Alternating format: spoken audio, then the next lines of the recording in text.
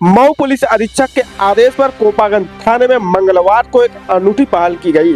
बापू inter college की कक्षा 12वीं की छात्रा जागृति वर्णवाल को एक दिन के लिए थाना अध्यक्ष बनाया गया। जागृति दोस्तपुरा मोहल्ले की रहने वाली है। थाना अध्यक्ष की कुर्सी संभालते ही जागृति ने जन सुनवाई शुरू कर दी। उन्होंने कुल 5 मामलों की सुनवाई की। उन्होंने क्या कहा, आइए खुद जानते हैं। मैं जागृति वर्णवाल बापू इंटर कॉलेज की कक्षा 12A की छात्रा हूँ। मुझे आज कोपागंज के थाने में थाना प्रबंधक SHO के कुर्सी पे बैठाया गया है। यहाँ पे 10 बजे से 2 बजे तक जन सुनवाई होती है। इस बीच मुझे 11 बजे से लेकर के अभी 2 बजे तक हम इस चेयर को संभाले हैं। 11 बजे से 2 बजे के बीच में मेरे पास 5 केसेस आए, जिसमें से मुझे 2 उलझन पूर्वक लगे हैं। जिसमें एक महिला थी जो जिनके पति सऊदी अरब में रहते हैं और वो अपने ससुराल वालों के साथ अपने ससुराल में रहती हैं, अपने सास ससुर देवर के साथ ससुराल में रहती हैं। लेकिन उनका ये कहना था कि उनकी जो सास हैं, उनके जो देवर हैं, उनके साथ तो उनका व्यवहार उचित नहीं है और उनके ससुर जी ने उनको सितंबर के महीने में उनके मायके छोड़ दिया।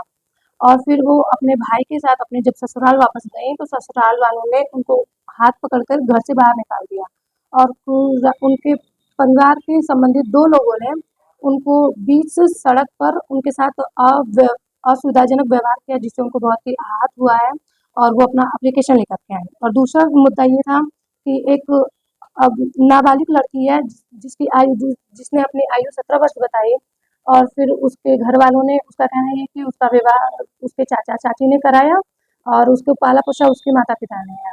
लेकिन फिर भी 17 वर्ष की आयु में उसने शादी की और कुछ कारणों से उसने तलाक ले लिया। उसका पति उसके साथ नहीं रहता है। तलाक होने के बावजूद उसको बैलेंस करने के लिए उसने अपने ससुराल वालों से 80,000 रुपये का डिमांड किया। तो उस लड़की का ये कहना है कि उसने जो 80,000 रुपये थे उसने अपने माँ को हाथ में कैश रुपए दिए। पहले उसने अपना जो भी बयान दिया, पहले वो बोल रही है कि 60,000 दिए, फिर बोल रही है 65 दिए और लेकिन जो मेरे पास उसने एप्लीकेशन लेकर आई उसमें वो लिखी है कि उसने अपनी मम्मी को 80,000 रुपये दिए। तो उसके बार-बार ऐसे बयान बदलने के कारण मैं थोड़ी उलझन में हूँ कि आखिर बात क्या है। फिर मैंने 2 महिला कांस्टेबल्स को बुला करके उनको महिला कक्ष में बैठने का आदेश दिया। अब यहाँ पे जो भी अधिकारीगण हैं, अब जो भी कार्रवाई करनी होगी करेंगे, उनके घर वालों को सामने बुलाएँगे, लड़की को सामने बैठाएँगे और जो भी बात होगी दोनों पक्षों के बात सुनने के बाद फैसला लिया जाएगा। और जो 3 आगे केसेज़ आए वो बहुत ही सही थे, ठीक थे।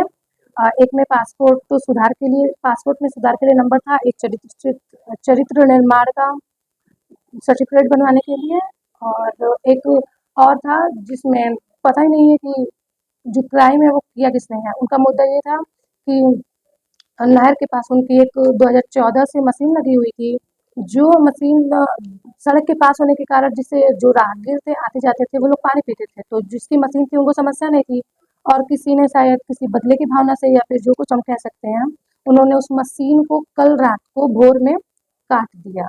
अब वो ये इस मुद्दे में बस ये जानना चाहते हैं कि मशीन काटने का उद्देश्य क्या था और मशीन काटा किसने है? पहले तो मैं बहुत ज़्यादा डर गई थी क्योंकि एक लड़की जो केवल स्कूल में पढ़ने के लिए जाती है, सीधे बस घर से स्कूल से मुझे कोई मतलब नहीं रहता है। लेकिन तुरंत ही जैसे ही लंच के बाद प्रिंसिपल सर ने मुझे अपने पास केबिन में बुलाया तो मैं बहुत ज़्यादा डर गई थी। मुझे कुछ समझ में नहीं आया था, मुझे बस यही सब दिमाग में चल रहा था कि हम क्या गलत कर दिए, क्या हो गया? लेकिन फिर मुझे जब सब कुछ बताया गया तो मुझे तो बहुत ज़्यादा ही खुशी मिली और फिर यहाँ पे आए। और जैसा कि हम सब समझते हैं कि पुलिस विभाग होता है, ये बहुत ही कठोर व्यवहार करते हैं। लोग आम जनता को देखते हैं तो अपना रौब दिखाने लगते हैं कि अरे हम तो पुलिस है, ये है, वो है।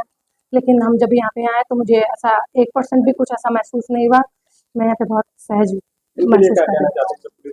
डरते हैं, चाहे लगता है तो कठोर व्यवहार करते हैं, चाहे दुर्व्यवहार करते हैं, इसके लिए क्या कहना चाहेंगे? नहीं, तो उनको इस मामले में डरने की बिल्कुल आवश्यकता नहीं है क्योंकि यहाँ पे जो भी अधिकारी आते हैं वो किसी न किसी बहुत ही डिफ़िकल्ट एग्ज़ाम को क्रैक करने के बाद आते हैं।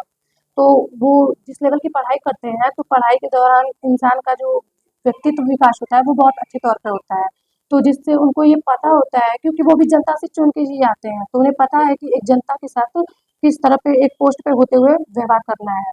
तो वो भी उतनी ही सख्ती करते हैं जितना आवश्यक होता है, लेकिन इन दुर्व्यवहार तो बिल्कुल नहीं होता है। आज आपके पुलिस प्रशासन ने आपको एक दिन के बनाया और पूरा सामान आपको सौंप दिया, क्या कहना चाहिए पुलिस प्रशासन के लिए? मैं इनका बस धन्यवाद कर सकती हूँ कि मुझे अपने जीवन में इतना अच्छा अवसर महसूस करने का मौका मिला, और अब ये जो भी है, और हम ये सब अपने घर वालों को जाके बताएँगे और मेरे पिताजी मुझे प्राउड फ़ील करेंगे।